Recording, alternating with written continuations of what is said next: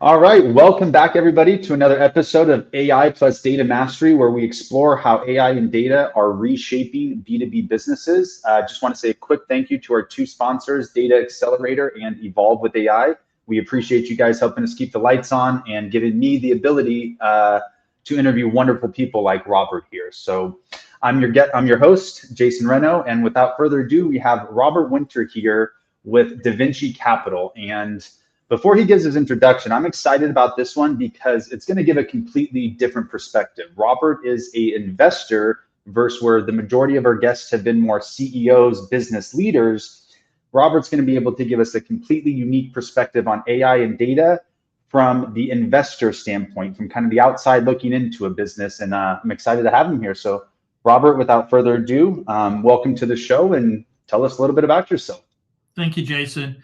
So I've been around a few years. I started my career I went to Rice University, electrical engineering degree, worked for IBM. And about that time frame is when the PC came out. And I was fortunate to meet a guy named Ben Rosen, Seven Rosen Fund, very successful, did Compact Lotus. And then eventually he said, go east, go west. I did. I went to business school at Harvard, came west, and been interested in venture capital ever since. Was a part of two different funds, started a third fund, and now I invest my own money, which is a much easier process. It's not a little less red tape, huh? Dealing with LPs can be quite challenging, but and I feel much more unencumbered. We can get into a discussion if you choose to. But yeah, so I invest pretty broadly. I've got a very deep tech background, so I tend to invest in deep tech. AI is a part of that. I've been through a lot of investment cycles. I've been doing this for well over 35 years. So I've seen a lot of cycles come and go. The internet bubble people think about, but I saw cycles before that and how they play out and what it means. And we can talk about that in terms of AI as well, too. I think it's a very exciting time. I will tell you that up front. It's a very unique and different time. I'll give a couple of pithy little comments along that when we get into it that point to that. But it has its own issues as elements of a mass hysteria take place in terms of trying to grab a hold of a new tech. Now, with that, I'll turn it back to you and we'll get into it. Well, yeah. So, I mean, let's jump right in here. What is from the investor standpoint, evaluating businesses, obviously, networking with, I'm assuming, numerous business leaders on probably a daily basis. What is just the overall kind of 30,000 foot view of AI right now? Well, there's a huge amount of excitement, particularly in younger people, because they see this as a huge opportunity, and it is. There's going to be a huge amount of wealth that's created in the next 10 or 15 years. I mean, huge amounts of wealth will get created, no question about it. And it'll be a lot of young people that grab a hold of that. AI is not a new thing. AI has been around since I went to college. We talked about it. We had classes in AI 40 years ago. So people don't realize that though, huh? Oh, no, people don't think about it. No. Now, it's refined, and we now have a model that works, but AI is not really AI. It's mathematics formulas through probability association. So it's not like this magic thing that people sometimes associate with it. But it's very powerful when you scale it like we have. And when you have chips like NVIDIA chips, and I was an investor in NVIDIA at a Series B, we can discuss that. Years ago, I met Ginseng when he had less than a dozen people in his lab, and I invested when it was worth $15 million versus wow. 4.5 trillion today. I still have a little bit of stock left. So, that processing power is given the capability. So if you look in venture capital, one of the things that's held true, it's Moore's law, but it's the investment version of it. As you have greater processing capability, a new set of applications emerge that you couldn't do before. Blockchain's an example. Until you could have enough processing power, you couldn't have the encryption that's needed for blockchain. Same thing with AI. So as these things move forward in time, more processing power gives you a new set of apps that you can do stuff. And we can discuss the role of robotics. Robotics is since it's an independent machine to a large degree, I will argue today it doesn't have quite that processing capability that it needs that people think of. In 5 or 10 years, most likely, yes.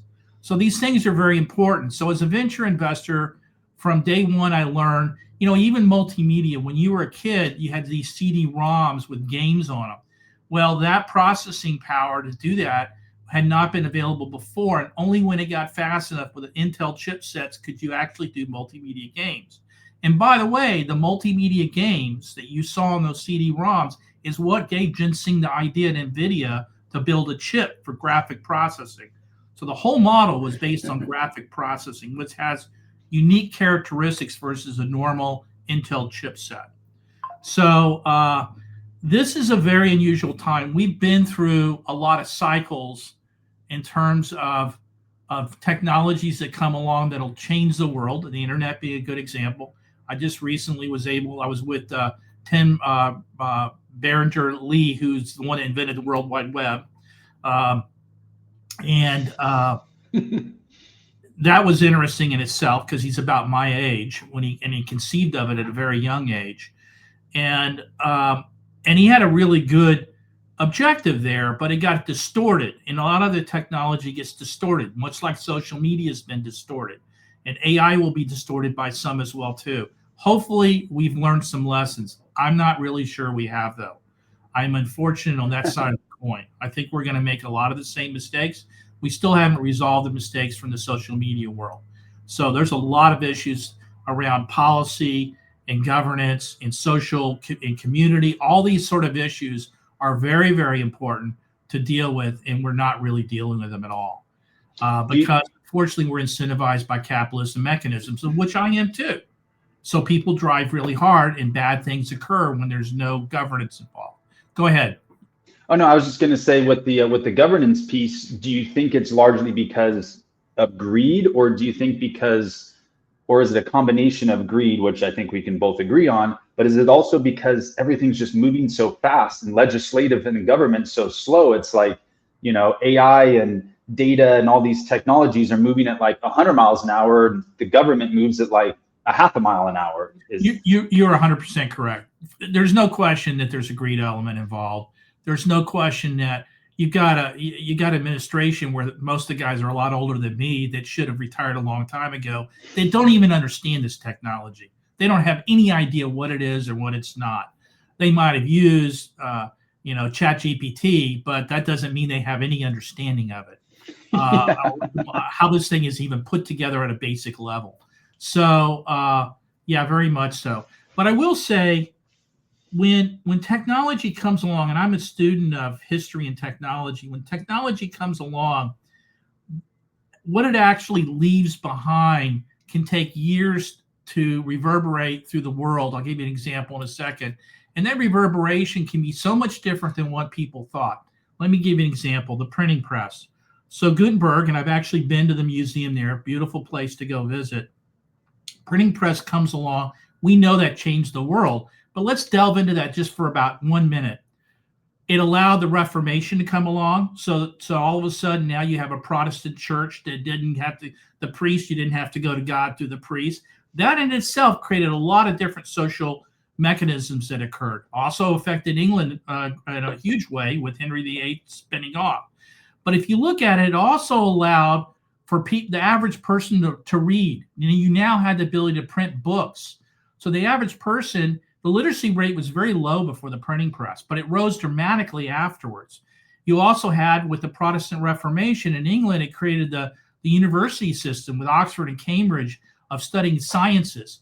So I would argue the printing press probably was the catalyst for the Renaissance and a catalyst for a movement towards studying science and technology like we do today. It had profound impact that we're still feeling today. Now, having said that, I believe that AI is even more profound. I think AI is the most profound innovation that man has created since literally the invention of the wheel or fire, even more so the printing press. And, wow. And the reverberations will go on for hundreds of years. Obviously, it's going to get better, and they'll look back to the era we're in now as very primitive, but it will have a profound impact. I believe in 500 years, you'll have a historian sitting here, whatever the mechanism is, hologram, whatever, and if we were around then discussing this, It'll be the 15 years that we're living in right now that'll be discussed as one of the most impactful points in man's history. And then right after that, they'll talk about the second most impactful point, which will be the printing press and what led to the Renaissance. So this is going to be incredible time we go through for the rest of your life, for the rest of your kids' life. But the social impact of what that looks like is going to take a long time to fully feel. You can you talked about moving technology. You can move technology at an incredible rate, but human beings are still human beings. We only can absorb so much, and it takes a while for it to be a part of who we are or not.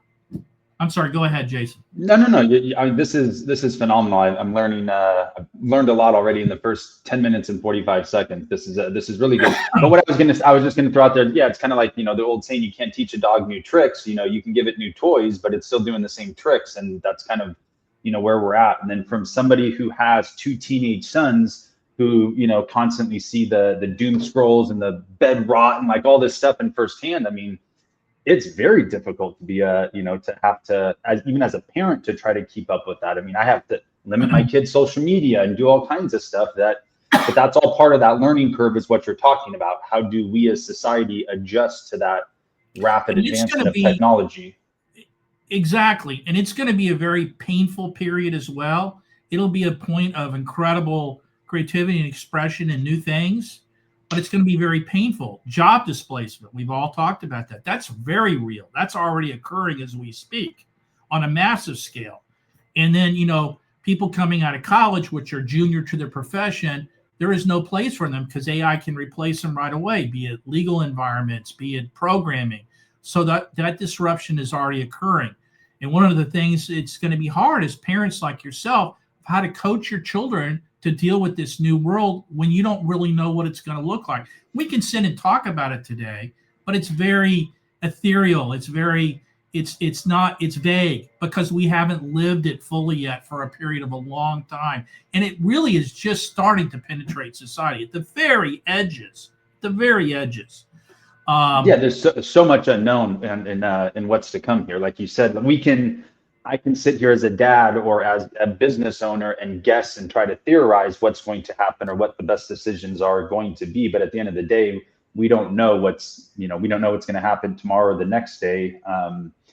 Especially it's coming from, being in the AI and data world, it is even just myself. And this is what I do all day, every day, is talk about AI and data. And I even feel like there's a struggle to keep up with everything and what's going on. And then, I'm very, I want to say like level 1 and 2 with AI. Then I jump on a call like this with you and you start, going even deeper into it. And it's, I honestly, it's the way you compared it to the printing press and completely skipped over the web was also, I thought, kind of interesting too. You went from printing press straight to AI and forget about PC, forget about media. Forget about all that, right?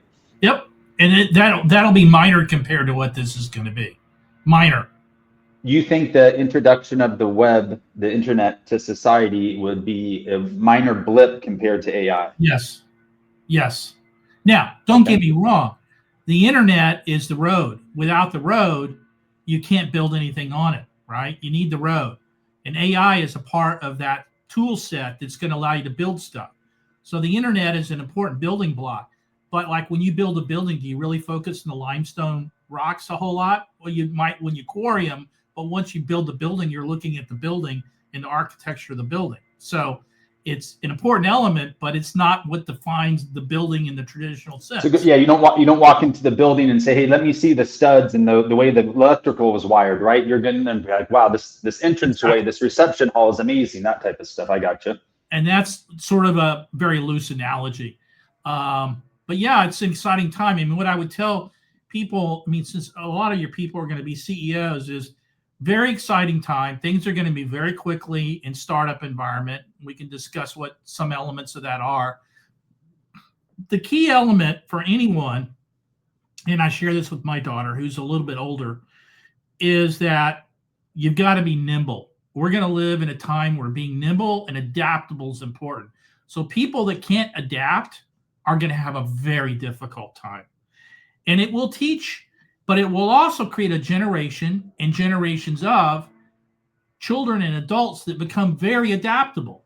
And that's a good thing, right? So you will, the traditional job, the traditional, here's the way you got to do it. I will argue that things will get really, crazy a little bit in terms of how people make livings, what they do, how they do their life, because they will learn how to adapt in an environment that has so many question marks still in front of it. And that is a good thing, but it will be disruptive to people that are older. People that are older will have a hard time with that. People that are my peers. I just went to a high school reunion. Most of these guys were late. I mean, I was on email 20 years before they were because I live in tech. And it's challenging for me in a person of dealing with tech to adapt as I get older, but I acknowledge it's a part of life.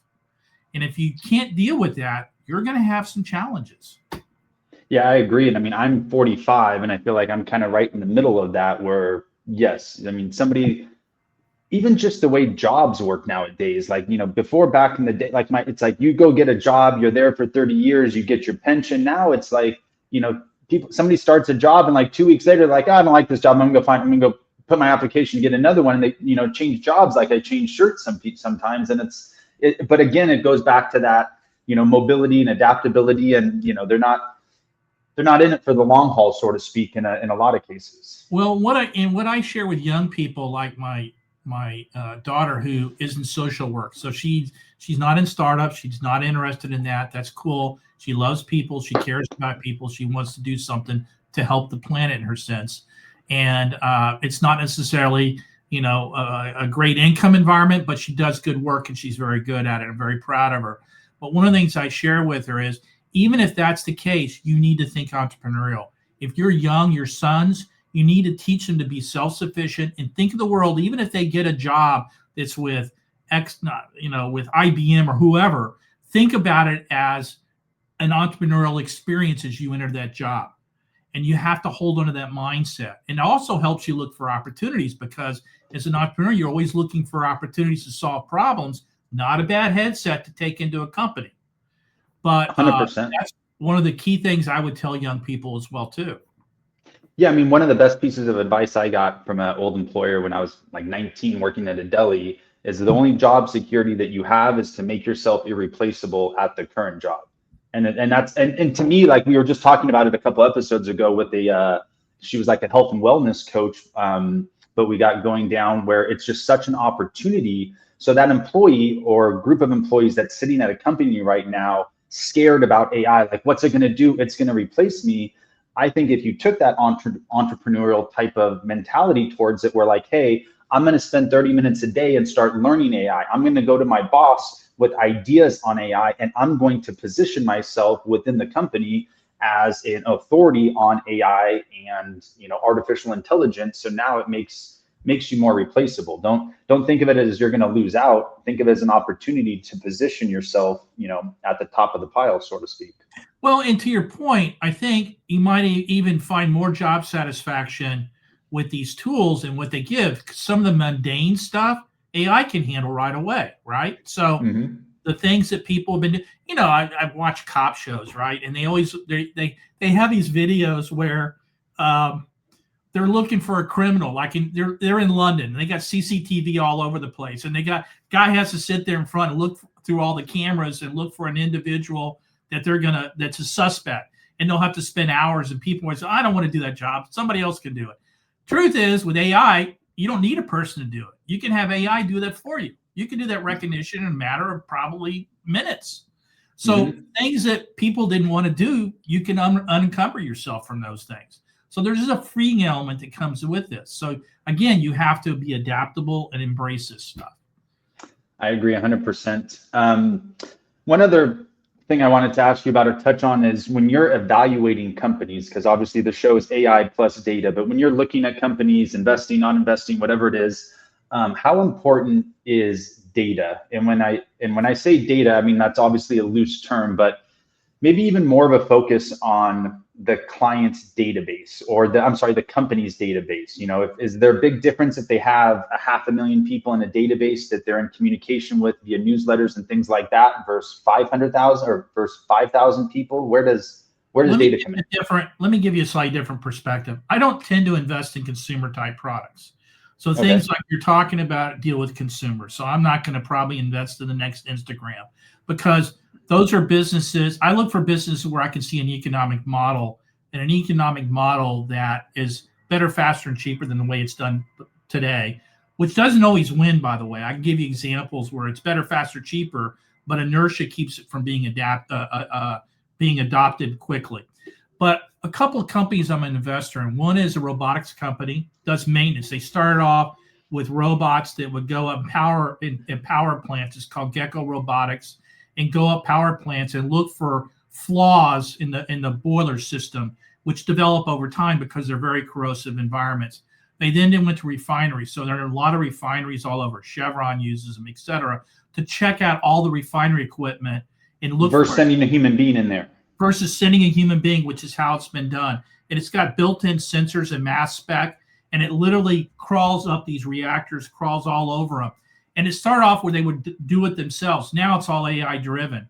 And they collect huge amounts of data, which they've been able to repurpose and sell to some of the people that make this equipment. But more importantly, what's happening now with the role of AI is, how do you better design these boilers or these refineries? And by the way, they've moved into maintenance of bridges and maintenance of the military. There are a couple of aircraft carriers. You can go to their videos, and they have aircraft carriers where these things are going up and down the aircraft carrier, checking out to make sure the integrity is in place. Yeah, the integrity. So with that, they can also say, here's a better way to design this. Here's a better way to think about it. And so that data becomes very, very valuable, even if it's used in an AI type scenario specifically. So that's an example of where the data is extremely valuable. I have another company. You'll find this one interesting, and he might be interested. It might be an interesting one to have on your show. And the CEO's name is Ramses, and it's called Neurable. And they do brain-computer interface. Literally, you can have thoughts and control digital devices. So, but what's happened is, to your point and your other things, the wellness space kicked off by Apple with the watch has created a whole interest in wellness. So now he has a set of headsets. You can try it yourself. You can put them on, and they will help monitor your thinking and ability to tell you if you're a prime or not prime, and help you better exercise your brain, so to speak, and how to better manage. Now, I know this sounds a little vague, and it sounds like snake oil. It's all real. This guy's a PhD from University of Michigan, solid guy. Company's doing extremely well. We've raised a significant amount of money. And so, but to the point is, all the data he's collecting, and these headsets have electrodes there, so they can do EKGs right off your skull. Excuse me, EEGs right off the skull. And he's collecting this huge amounts of data, and this data will be very, very valuable, not in privacy intact, full privacy issues, but in helping in AI applications. For example, it can even help predict some health issues around the brain. It's spotted some people that were getting ready to have an epileptic seizure 3 days before they had the seizure.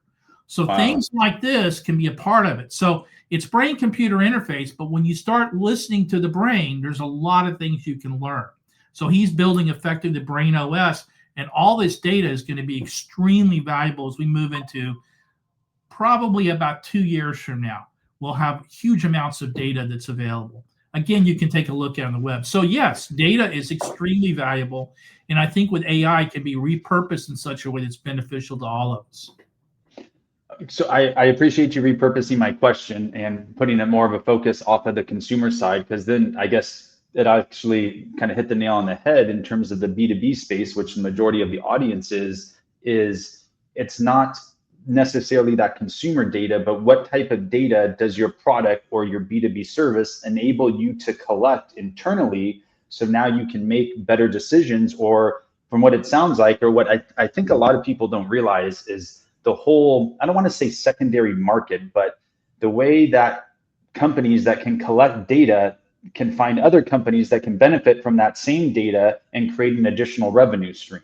Right. So I think that's kind of from that B2B space outside of the consumer, like, hey, I got, 1 million consumers in my database. Well, how much data do you have on a specific topic, a specific system, or like what you're even saying, having it collecting data from crawling up the sides of ships, and now how can you design better ships? What are the problems? I mean, it's So it can almost allow you to have, it's literally limitless what you can do with the yeah, data if you find the right person. right. So think of the data in different, can be enabled differently. You're right. And initially it was enabled one way. As time goes by, it can be enabled in a different process. So it was originally enabled like the Gecko, finding hotspots and knowing where to deal with that and where hotspots would develop, boiler failure areas. Maybe certain areas were more prone than others. Now it's gotten into, it can help them design better materials or ways of thinking about design to help minimize that as well too. Same thing with Neurable. The original idea was collect the data, which it still is, to make it a better and better process. The more data, and these guys have more brain data than anyone else does in the world right now, anyone. But that data can make a better product in terms of the ability to interface with the brain, but over time can be repurposed to help in wellness issues, health issues. They're looking at putting in one of the investors along with me is one of the owners of forget what football team it is. It's up in the East Coast, putting in football helmets. The militaries, we've got a DoD contract with the military. Imagine this going into helmets of fighter pilots, where it can help interface and help them make decisions quicker, but also detect that there's something wrong as they're flying by looking at the brain. So the brain is an organ that no one's really studied. We always think about heart attacks and liver issues and whatever. We don't think about the brain the same way. We're starting to, but we're not there. But all this data can be repurposed in so many different ways over time. So this data is extremely valuable. Yes, and that is one of the main points and one of the main driving forces. What I try to educate businesses on, business owners and leaders, is the value of data, whether it's consumer data or whether it's back end fulfillment data that your products and services generate. Like, you need to be capturing let's be honest, that's why Google rules the world, right? I mean, they have data on everybody and everything,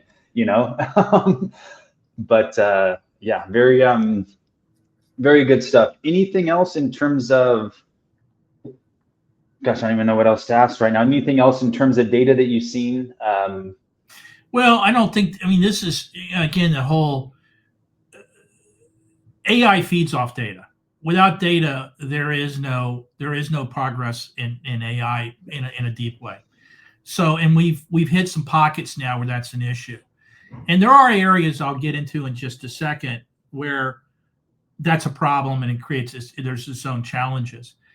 But I think you're going to see more businesses focus like I just suggested, and that'll create a whole new set of AI apps that people haven't really conceived of. And that's a new opportunity right there in itself, to use this data and repurpose it. Data might be sold, might be licensed, whatever the mechanism is, and repurposed to do something very specific. Maybe, tracking Parkinson's or whatever. And these things are all good for all of us. One of the challenges with AI, though, is a lot of data is not easily available. And it's interesting. I know Reid Hoffman, who was the founder of LinkedIn, and I was just at recently an event he was speaking at, and he's an investor in a company called Manus AI, which focuses on healthcare, specifically trying to solve cancer-related issues using AI. Great thing. Challenge is, most of the real data that I think of that's really valuable is locked away in two different places. One, in journals, which has rich data, and these journals right now are sitting on it. Now, maybe you can get a business model where they're willing to license out the data, but all these data of past, what happens to this and that, and the interpretation of various reports from various medical journals and how they collaborate. And the second is, whenever you go in and you have a procedure done, if it's cancer related, there's a huge amount of data collected. If it's MRI data, whatever it is, there's a huge amount of data collected, and that's locked away in those hospitals and our universities. It's not free yet either, mostly because of HIPAA issues. So there's this huge amount of data in the healthcare area that's locked away that's not easy to get to. And until anyone really gets to it, you're not going to have meaningful solutions that really solve deep problems. You got to get to that data. And that's going to be one of the problems as AI moves forward, is these pockets of data that are hard to get to. Yeah, because like you said before, and what I don't think a lot of people realize is AI is completely dependent on the data that you put into it. You can, whatever AI that you're using, whether it's for fulfillment, client acquisition, whatever, if you're not feeding it high quality relative data, that AI is not going, you can have, I mean, even just from a consumer like acquisition standpoint, you can have the best AI, email, voice AI type of bot, but if you're feeding it the wrong type of consumers or the wrong people, it's, completely worthless. They do, Yep. they definitely absolutely go hand in hand. Yep. And that's going to be, these are challenges. These are entrepreneur. So wherever you see it, when I use the word challenge, and this is my investor coming out, what you should read is Robert's telling somebody, here's a problem to be solved. This is a business opportunity. This is a company. Yeah, no, honestly, well, and that's, that was the first thing. Becomes an opportunity.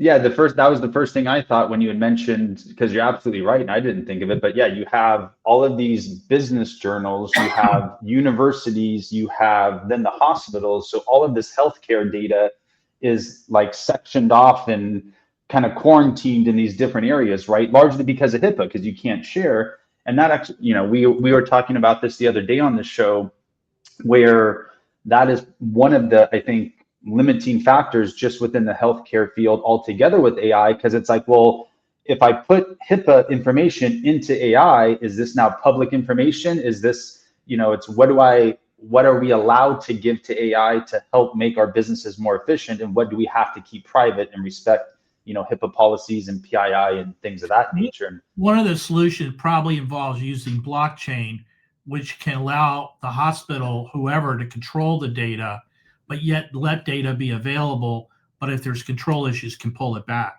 Because with blockchain, you can control who uses the data, when they use the data, and how they use the data. So again, another technology that's not mature enough yet that really can help solve the problem. So these are probably things that will start to be addressed within the next 5 years, probably 3 to 4 years, where you might have some early solutions. But there is a huge opportunity of using these techs together. Anyway. Gotcha. Very interesting. Well, I really appreciate your time on the show. I mean, the first few minutes with AI and then going over the importance of data and everything else, I think it was a tremendous amount of value for the audience here. And I mean, honestly, with your wealth and knowledge, we could probably talk here for another few hours. And if you're open to it, maybe I'll reach back out in a few months and have you back on the show and kind of give an update here. I've been telling a few of the other guests, it's going to be really interesting to kind of reconvene in 6 or 12 months or a couple of years down the road and kind of look at this show and then compare it to where it's gone, in a few years down the road. But one final question that's I always like to ask guests, but I'm sure you've read a lot of books in your days. What's one book that really stands out to you that you'd recommend to the audience? I'm going to cheat and I'm going to give you 2 books. That works. And let me give a caveat at the very beginning. So, because people may say, well, those books were written a long time ago. Well, some of the best books were written a long time ago. A good example is The Intelligent Investor by Ben Graham, who Warren Buffett will claim is the Bible for investment. And that was written back 100 years ago. Wow. So the 2 books I'd recommend, and I actually know both the individuals. One of them has passed away. I don't know if the other one has. The first one is Competitive Strategies, and he wrote another book after that called Competitive Advantage, both books together, by Michael Porter, who was a professor I had at business school. It's the Bible of thinking about businesses and how you position a business, how you deal with competitors, how you deal with suppliers. It's a framework to how to think about through a business. And even whether you're building, whether it's Cisco as a company and analyzing a business in Cisco, or even a startup, it's a set of tools that are very valuable to help think through where you're going to be and how you're going to do it. So it's a tool set, and it's a great book. The second one, which I believe in because it's how I invest. When I invest, I'm obviously looking at the founding team and the passion and the commitment and the honesty. That's very important to me, and smarts. But one of the things is how disruptive what they're doing, how disruptive is it? If you look at Gecko, that's pretty disruptive at the time, and it's carrying through. They're going to be a company that probably goes public in the next 2 or 3 years. They're very well positioned. Neurable probably in 5 years might be a public offering. I don't know yet, but it's possible they could be, given some of the things that are beginning to happen. So things like, and that's disruptive. I just invested in a company not related to this. There's probably an AI thing called Venus Aerospace, which involves rotating. It's called rotating detonation rocket engines. It's a type of technology NASA's worked on for 20 years. Can never get it to work in a mass production, and they have the ability to travel hypersonic speeds, Mach 6, maybe up to Mach 9 as a jet engine. It can also be used as a rocket if you carry the oxidizer. The point being, these companies are disruptive. When it comes along, it's like our whole conversation about AI. AI is disruptive. It's going to turn over the apple cart in ways we don't even know. As I shared with you with the printing press, it took decades for the elements I just shared with you to really percolate through society. And we're still benefiting from the science and technology elements that came from that. So disruptive technologies. The book I would say is Innovator's Dilemma by Clayton Christensen. And I actually knew Clayton. He did a startup called a ceramic startup. I knew him then. And then later he was a professor at Harvard. And unfortunately, very bright guy, very talented guy, passed away. It was a loss to a lot of people. So both very worthwhile books to read as a framework and just as a way to get the juices going. Great. Longer answer than you wanted to hear. No, it's phenomenal because the way I'm looking at this is, whether you're an investor, which most, everybody's investing in some way, shape, or form, or should be, or whether you want to spin this as, hey, as a B2B owner, what are investors looking for that can possibly make my company more valuable down the road? It's a win-win on all notes, and those sound like some phenomenal books. As a comment, I've looked at writing a book. I've got a book. I've been collecting information for a book for a long time, targeted more at angel investors. So you want to invest, here's the things you need to think about. And I thought about that even in terms of your question today. There's no investment book that I would pick off the shelf that I would say, here's the book to go read. There's a lot of them out there. They all carry different focuses, different emphasis. One might emphasis on the legal elements. I'm thinking of one book right now, very well done. I'm actually quoted in one book about how to think through looking at deals and due diligence and things like that. But that stuff is how do I want to share it? It's not common information out there, but it's broadly out there where people can get a basic fundamental understanding of the process. When I started this business, venture capital was a black box. No one knew how it worked and how people made money or anything. Now it's much more common knowledge. So even though, so if I'd been doing this with you 15 years ago, I probably would have given you a venture book because the knowledge wasn't as pervasive. Now I'm going to give you back to the fundamentals book, old school book, because the old school still is important to think about as you build a company. Yeah, it's the foundation, right? The foundation. It's that limestone. Make sure you got the right wiring in the wall type stuff. Yeah, exactly. Well, let me ask you, and this is, I was about to wrap this up, but just since you're an investor and I'm now bombarded with ads in my social media feeds, but what's your take on these new, and mind you, I know AI and algorithmic trading has been around forever, but now it's more mainstream, where somebody like myself can buy this AI trading bot and link it to my investment account, and then it makes the trades. What's your kind of quick take on the algorithmic trading that's now being offered to the general public, if you even have a voice on it? I think for the general public, probably I say good thing. I don't know if I would say chat box, but somebody to manage their money in a way that might involve some automation, because to do it with one-on-one stuff, a friend of mine was the founder for Wealthfront, which just went public, and they do, high net worth individuals and manage money, and you get a personal touch with that, but there's probably some automation behind it as well too, to get leverage and scale. And those are fine mechanisms. I'm still old school, and you develop a feel. I have a feel around tech. One of the things I would share with people that are looking at investing and want to make their own investing, really understand deeply the spaces you're investing in before you invest. That is the thing that's the rule of thumb. I don't invest in stuff I don't understand. I don't invest in social media. It's not that I don't understand it. I actually just am turned off by some of the social media stuff. And I'm a big LinkedIn user, but other ones not. And it's one of the few stocks that I don't own any Meta. I own everything else up there, but I don't own any Meta. And but invest in things that you really understand. And some of these stocks, I've had Apple stock and Microsoft stock since they both went public. So I've deeply watched these stocks over the years. I met Steve Jobs once. I've met Bill Gates. So I've invested in these companies deeply because I have a feel for them that goes beyond just what I see coming out of the press or even their quarterly earnings numbers. You develop a feel that's deeper. And the only way that happens is to follow and be involved in a stock or in an area for a long time. I'm talking decades. And if you find a stock company that's successful, the biggest mistake I made is I sold some of my Microsoft and Apple. If I'd held on to it, I'd even have more today.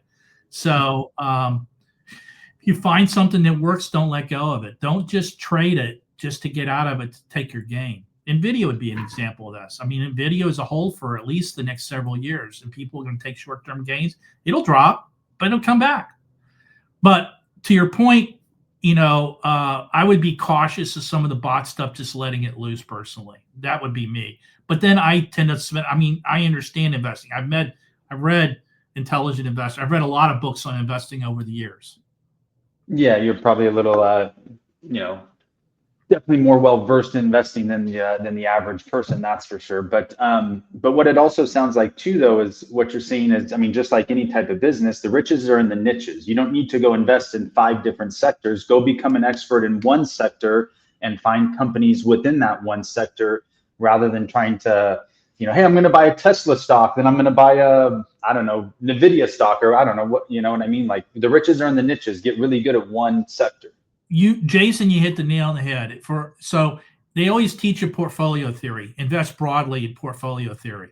Okay, that's what the theory message is, because most people don't understand what they're investing in. That's why that's the case.